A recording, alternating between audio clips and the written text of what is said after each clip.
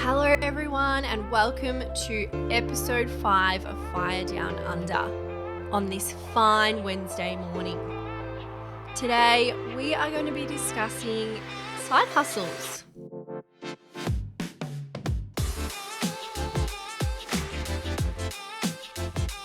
We have quite a few side hustles, don't we?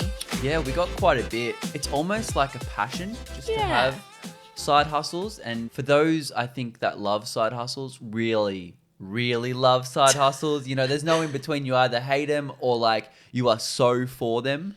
I think we just lack a bit of variety in our lives. We don't have a full-time job. Sometimes I have quite a few days off during the week.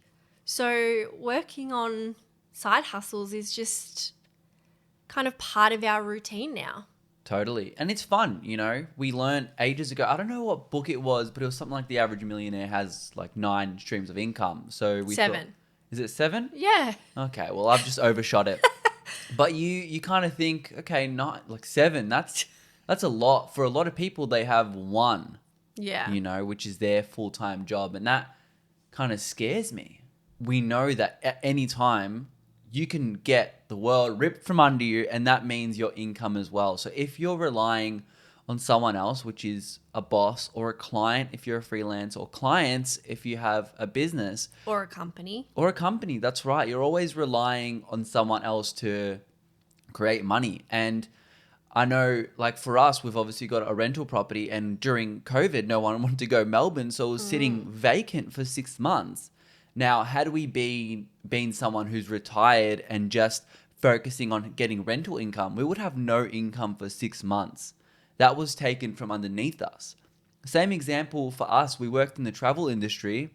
We saw how that went during COVID. Yeah, our income plummeted by 50%. Like it was a huge hit to our income. So I think if we weren't already aware of the atrocity and the depth of how scary it can be to rely on one source, we definitely found out during last year. 2020, the year that was. Actually, I heard a really good analogy about income. So think of a table with one leg. It's not that sturdy, is it? That one leg that gets taken away, it's no longer a table. So it's got 4 legs for a reason. Good table analogy, because you got to put food on the table. How can you put food on the table without legs? Look at that. It works in so many different ways. Yeah. So definitely having more than one stream of income is most ideal to have security in life. But let's jump into what is a side hustle? Like, This is the only device. There are no other devices. Thank you, Alexa. we didn't ask you, Didn't Alexa. ask you. Didn't even say your name. Alexa, By tapping on the chat Alexa, on the bottom left. stop. Oops. Okay. Let's jump into what a side hustle actually is. I'm sure it can be different for other people. There are so many different options of side hustles, and we'll go into that later as well. But a side hustle is something that you do on the side of your job to bring in an extra income. We have heaps of examples, and we'll go into them. And we'll also go into how you could start it if you were interested. Because it's not always easy. You hear about market research, for example. I have no idea how to get into market research, but I hear people having such good experiences with it. No idea how to do it. There's so many different ones. Like when we were starting to look for different side hustles, like copywriting came up a lot as well. There's lots of different little avenues you can go down. We decided to start side hustles as we would like to continue them once we're financially free. We've mentioned this a million times. Once we are financially free, we don't intend on giving up what we do. We don't intend on giving up income. We will be fussy with the clients that we take on and the side hustles we do. We'll only do the things that bring us joy. And that's the whole point of trying side hustles, is trying to find something you are really passionate about and something that you really love. And that's exactly why someone would want to start a side hustle. It's a way to create another income to supplement your other income. So maybe you have more earning power in general. But obviously, in your 9 to 5, you have a lot more potential before you even branch out, because earning a side hustle, you'd be doing really well if you're making 10K a year on that side hustle. But to get a $10,000 raise or even a few $1,000 raise could just come from one conversation. And you're doing the exact same thing in the office or whatever you are doing than before, but you've had that one conversation. And that could be maybe studying an extra course or taking a few more responsibilities in the workplace, which is almost that side hustle mentality. But then you've gone and pretty much stayed on a familiar route, but you've increased your income sometimes by thousands practically overnight. And sometimes your workplace will actually pay for these courses. So not only are you, working your way up the ladder, if that's what you want to do, you're also looking more attractive to other workplaces. And that's where your negotiating power comes in. They say you shouldn't be working in a job for more than 2 years. You should be jumping around and chasing that paycheck. But of course, we've both loved our workplaces before, and we didn't want to leave them at that time. So we understand just wanting to stay for happiness and not chasing the money. But your earning potential should be capped, or, at least tried to be capped in your 9 to 5 job. And if you've got the time, the power, the energy to start a side hustle, that's when I would recommend doing that. And speaking of pay rises, I just sent one email and got a pay rise this week. Yeah, I reckon it was like a 20% pay bump. It's quite a chunky bit. It was. That's huge for one email. Which took you So- how long to write? Oh, it took me a little while because I was a bit nervous. But it's worth doing. Definitely worth doing, because I was spending more time on one particular client, less time on another particular client, but I was getting paid the same. So I was just really asking the question, why, when I should be getting more for the other client? And I did. Happy days. Yeah, absolutely. I think that's definitely the way to go. And if someone actually wants to have the conversation with their employer about getting pay bumps as well, I Will Teach You to Be Rich by Ramit Sethi. That book has like a script in there that you can actually kind of memorize almost and talk to your employer that way, or type up an email, which I'm not going to lie, you could probably find it on his website as well. I think he has a lot of free resources. Yeah, so definitely check that out. It's something that is daunting for everyone, It is scary. for sure. You missed a paycheck and you were scared to ask. Yeah, I wasn't scared to ask. I'm just like, why has this happened? It's never happened. How do I ask? Yeah. You don't really need a side hustle though. This is definitely not something that's necessary, especially when it comes to fire. You can more than traditionally retire in the fire sense with just a 9 to 5 job. Absolutely. Absolutely. Side hustles are purely something that ideally, I think in most cases, is something you're passionate about, or something that you're wanting to try, or something you do on the toilet. Like, it's something that is so easy, and it's just a way to make your day a little bit more productive. Okay, well, tell us, what kind of side hustle can we just do on the toilet? Well, one thing that we do, not on the toilet, but sometimes on the couch while watching movies or something like that, is just surveys. Yeah. Like, we have an account with Octopus Group, which we can leave in the show notes below if anyone wants to check them out. But they do, you put in like your details and you do surveys of anything. Like, we've done surveys on like bedding, internet, Bike paths. yeah, like everything. And they'll pay you like, I don't know, like a 10-minute survey will give you like $5 or something. Sometimes. Some are less, some are more. Yeah. Some are like 3-part series. Yeah. Keeps it exciting. Yeah. Yeah. And so that's something that's so chill. And I reckon over the years, we've only really been doing it for a year. It's made us like a few $100s. And it's not a huge amount, but when we were in the peak of doing it while we were bored at our jobs, we were making like $50 to $100 a month. Yeah, it definitely has slowed down. I don't know how they give the surveys out. And sometimes you don't qualify for the surveys that you're given. So if they want specifically a female, Obviously, Mr. FDU, you wouldn't qualify for that. Damn. Discrimination. But it is a great way to just make a little extra cash, and it takes little to no effort at all. That's your coffee money. Yeah. Good way of looking at that. Mm. So other side hustles that we do are freelancing. So we're both freelancers now. Yes. It's crazy. Yeah.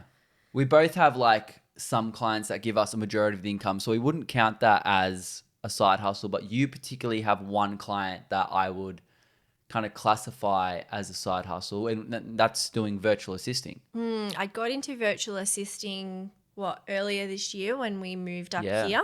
So it was a way for me to like start a business, really. That was my intention because we had left our full-time job. I was still on annual leave. I had 2 months of annual leave, so I had 2 months to find some clients, and I did. One really stuck, and then I found like what would you say? You became like a contractor that has Yes. more concrete hours. Yes. So I did find something a little bit more concrete. That's right. That was maybe June. So I did back off trying to find new clients and starting this virtual assisting business to focus on that because that was fun. It was enjoyable. It was bringing in great income, and that's my main gig, really, isn't it? Yeah, absolutely.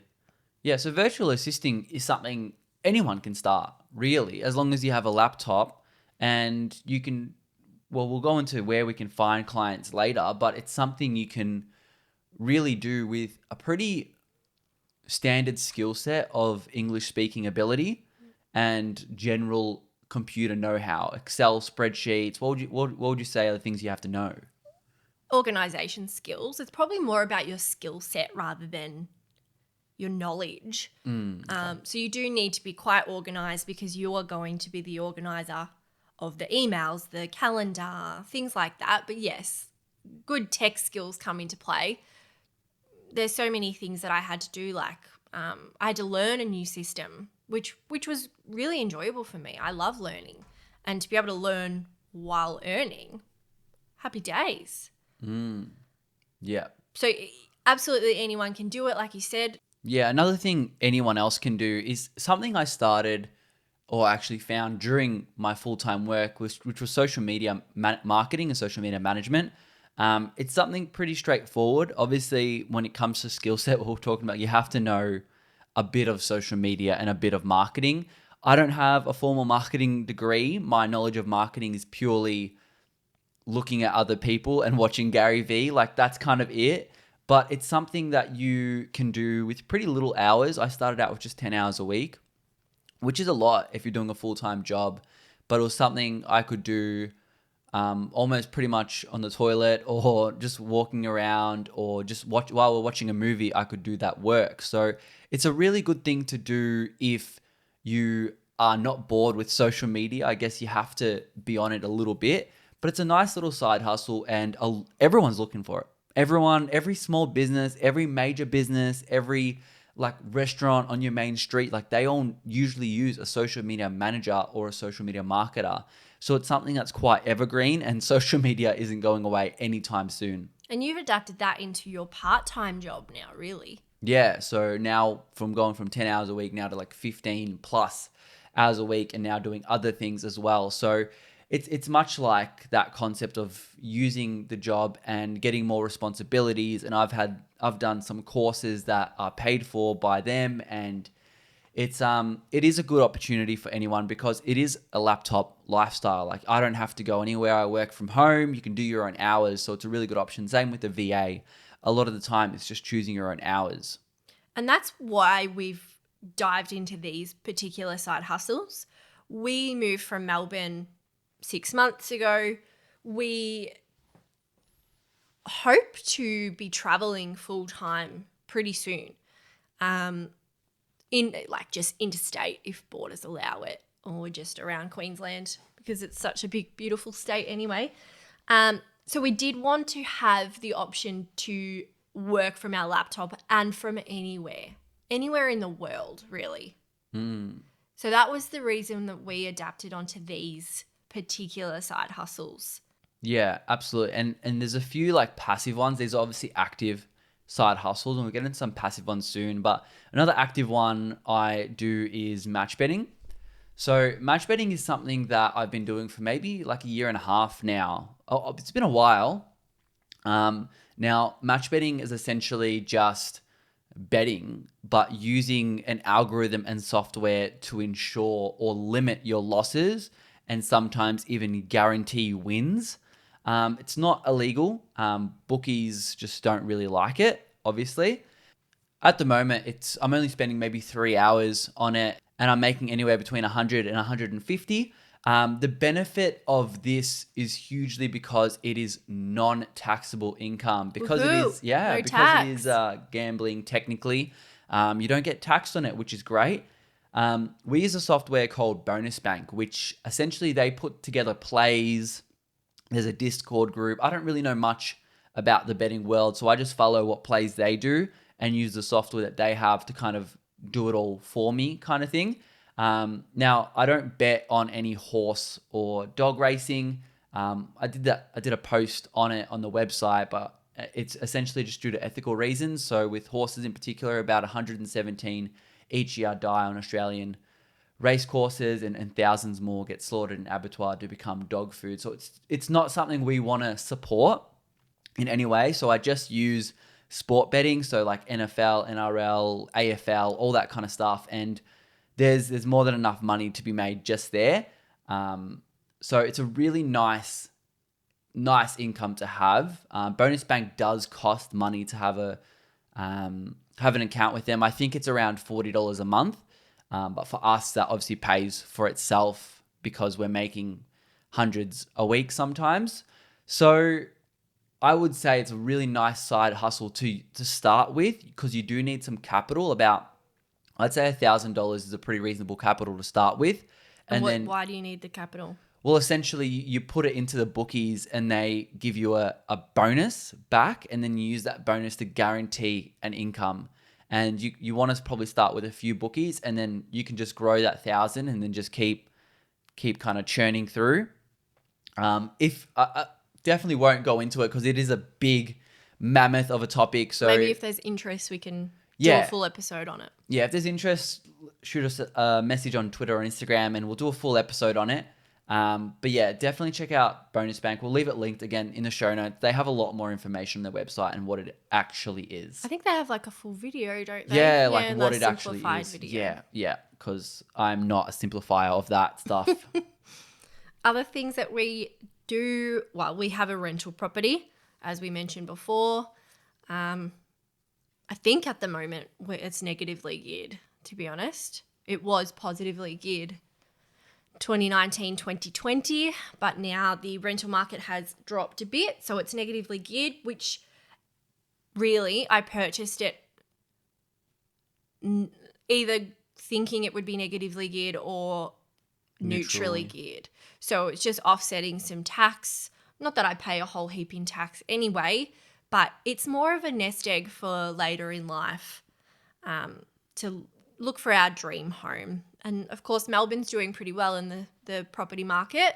So hopefully we can sell it for a bit of a profit and buy our dream home one day. That's right. And rental's nice because it's pretty passive. We have a property manager. Obviously, we're in Queensland, so we can't check that stuff. So having it as passive as possible was really important to us. Another passive thing we do is selling stock footage. This is something I do because I'm a videographer. You can also do it as a photographer, but I use a aggregator called Blackbox, and essentially I put my videos on there, so I have to chop, change, color it into little like 5 to 10 second clips to kind of, I don't know, tell a story or whatever it may be. And we put it up there with some metadata and tags, and it's fully passive from there. So Blackbox distributes it to different stock companies. And essentially, if a corporate company doesn't want to pay a videographer to come out and create a video, they just pay this company to get all the footage. So you don't need a videographer, you just need someone else who's taking the footage. So that's essentially fully passive. We've got maybe 1,000 clips on there now, and it'll bring us in about $400 a year. We plan on building that one up so it can bring us at least 2,000 to 3,000 a year. So we're always working on adding new footage into there. So if you have a video camera, or let's be honest, a phone, I've seen people put phone and GoPro footage up there as well. It's a good little side hustle to have for passive income. And this is something that you get footage from when shooting with clients. So it's kind of like a double whammy. Yeah. So it's a real no-brainer for us to be doing this. Yeah, absolutely. Another one is something really effortless. House sitting. So there are websites out there looking for house sitters when people go on holidays. All you really do is house sit. Look after their pets. Sometimes pets, sometimes just the house. Sometimes you'll get paid if they're generous. Sometimes you won't. But of course, if you're not paying rent or if you're not at your home, your bills are less. Sometimes you can go to really beautiful houses with pools and, utilize all of their amenities. But yeah, it's a real great way to also travel. So I've seen websites in the UK. Some places have castles and like farms. What an experience. Very cool. And you get to meet some awesome fur babies and awesome people. And honestly, the saving on rent, and I've met people who literally have traveled Europe just using this method fully for free. It's incredible what you can really do house sitting. And there's certain websites you can find depending on what part of the world you're in. In Australia, we used Minder Home to get a few house sitting positions. I think it was like... We only got one. I think we only got one in the end. And that was a disaster. Yeah, it was no good. But it was like $100 a year. So you do have to pay for the platform. I don't know if it was that much. I'm not sure. 100 or slightly less. But you do have to pay for the platform to use it. But then that's pretty much it. It's if you use it and you find good houses, it's well worth it. And we were doing this while we were living at Mr. FDU's parents' house. So it was a way for us to get our privacy and get away from the family. That sounds horrible, but Everyone needs their privacy. Like. Yeah. You know what it's like. Yeah. Another thing we do is sell things. This is super. We don't go to garage sales and flip things. I have done that before when I was younger. I used to really love Yu-Gi-Oh cards. It's like a anime. And anyway, but I used to get these. You used to buy $50 packs that have a bunch of cards in there, and sometimes there was a really rare one, and you could sell that one card for I've sold one card for $250, and so I've done lots of that in my years. But now it's pretty much, what have we sold recently? We're selling the items we don't need anymore. Yeah. At the moment, obviously you would have seen from our Instagram, we are downsizing from a 2-bedroom apartment to a van full time. So we are currently trying to sell off all of our plants, which is so sad. You've sold some camera gear. Yeah. Your Rest in peace. My surfboard. surfboard, yep. Really sad because it just doesn't fit in the van. There's so much stuff that we're currently selling, which is, thank God for Facebook Marketplace and stuff That's like pretty much that. what we're using.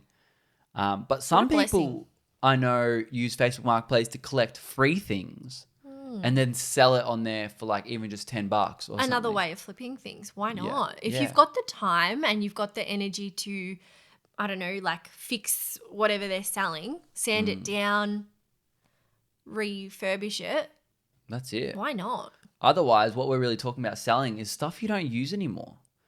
We've sold books, we've sold, just you read a book, you keep it in good condition. I don't highlight my books. Good idea. I note it digitally. But you can then sell that book. Say I bought The Art of War for $40. I read it and I sold it for $30. And it's You how got good your is that? value already. Yeah, the value's there. So I think just going through your cupboard, seeing what you don't want. Some people might have really old Pokemon cards that are worth heaps now. Some people just might have books or games or DVDs or collectibles that could be worth something now. And we really like to keep a quite minimalist lifestyle. So this works for us. Obviously, things will sell out eventually. We'll run out of things to sell, but that's okay. We then don't intend on building up anymore and just keeping it minimal. Like, I just feel like you feel so much lighter not having clutter and stuff. Absolutely. We're not going to have any in the van. Definitely. But the last kind of thing is together, which is the blog/podcast. And that kind of comes from affiliate marketing. So we obviously only talk about products that we use and that we love. And a lot of the time, we're not any kind of affiliate with them at all. For one is ShareSite. We love and use ShareSite, and we have an affiliate partnership with ShareSite. So if someone signs up to their expert plan at no additional cost to them, we make an income from that. They also get 1 month free extra. But ShareSite reached out to us after we were using their product already. Yeah. So it's not like we're having people reach out to us and say, hey, look at our product. It's things that we were already using, things that we already loved. Then we're either reaching out to them or they're reaching out to us for a partnership so we can share that with everyone else. And so that affiliate marketing is all thanks to you guys out there. Yeah. It helps us continue with good content and helps us live a lifestyle that we are trying to build and share with the world so everyone can know that it's not just a 9-to-5 job, retire and get old. That's right. And you'll notice a lot of these side hustles are really things that we're passionate about, especially when it comes to the blog, the podcast, videography, things like that.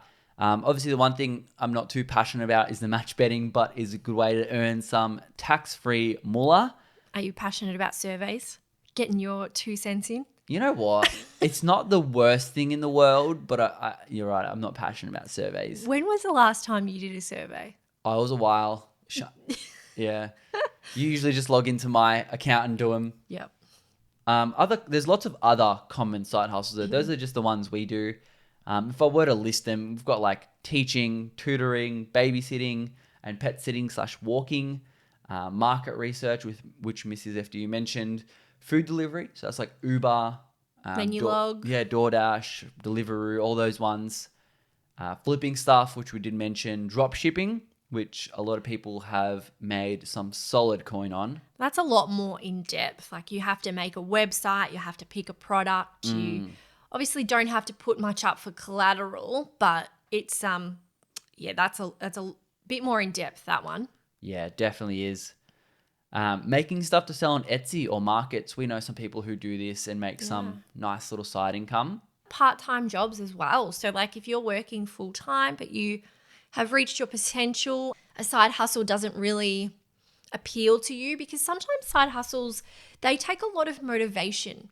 And I know with myself, I struggle sometimes. So having a set shift really does help me.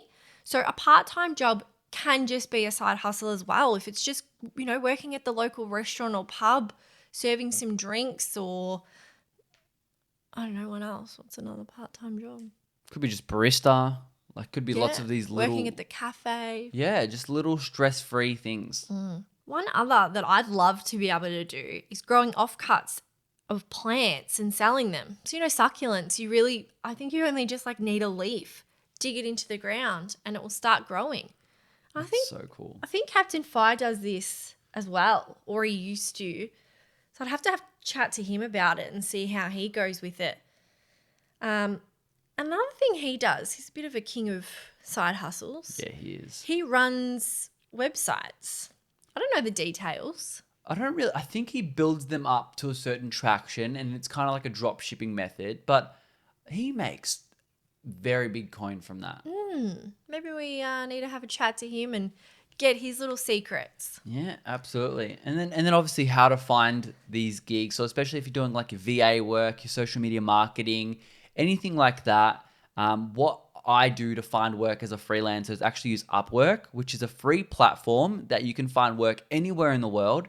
So you could find work local to your region, or you could find digital work. So My biggest clients now, I've all found via Upwork. Then you've got Airtasker, which I've found that Airtasker is one-off tasks, to be honest. I think that's how they've marketed it. Yeah. There's also Fiverr, which you found that was a bit lower caliber. Would you have said? You'd have, because you're competing with like Southeast Asia, like That's you always can- hard. Yeah, I'm like whatever I am an hour, but they're like $5 or something because their cost of living is so much lower. Yeah. And I've had some success with Facebook groups. Most of my success, I feel like, has come with Facebook groups, to be Yeah. honest. So just, getting into Facebook groups that either align with your values, or if you are wanting to get into something like virtual assisting, actually going into some of those groups, and then you'll find others. But another thing to weigh in on is your network, your group of friends even. I'm nearly 30. I've built up quite a bit of a network in my 30 years. It's a great way to branch yourself out and use that potential. Absolutely. Your network, you've done pretty well with referrals and Yeah. After I got my main clients, I haven't looked in a while. It's all just referrals, which is really good. So always do. I think with freelancing and side hustles, it's especially if you are a freelancer in VA or videography or whatever it is, you have to always do work that you're proud of. And I think that will speak for itself. You keep your client happy and you will always have income coming in. yeah. Well, that is it from us today. Thanks so much for listening all the way through. Next week, not next week, the week after. So every second Wednesday we are publishing episodes.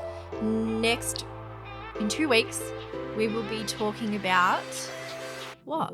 How to keep on top of your finances. So we're talking tracking expenses, incoming, outgoing, fun money, and the B word, budgets. Oh, Yeah, we don't talk about budgets too much, but it is something that does deserve a part of an episode. I feel like it's really helped us. It has helped us a lot. That's why we're giving it some airtime. Nice. But until then, if you do enjoy the show, please leave us a review.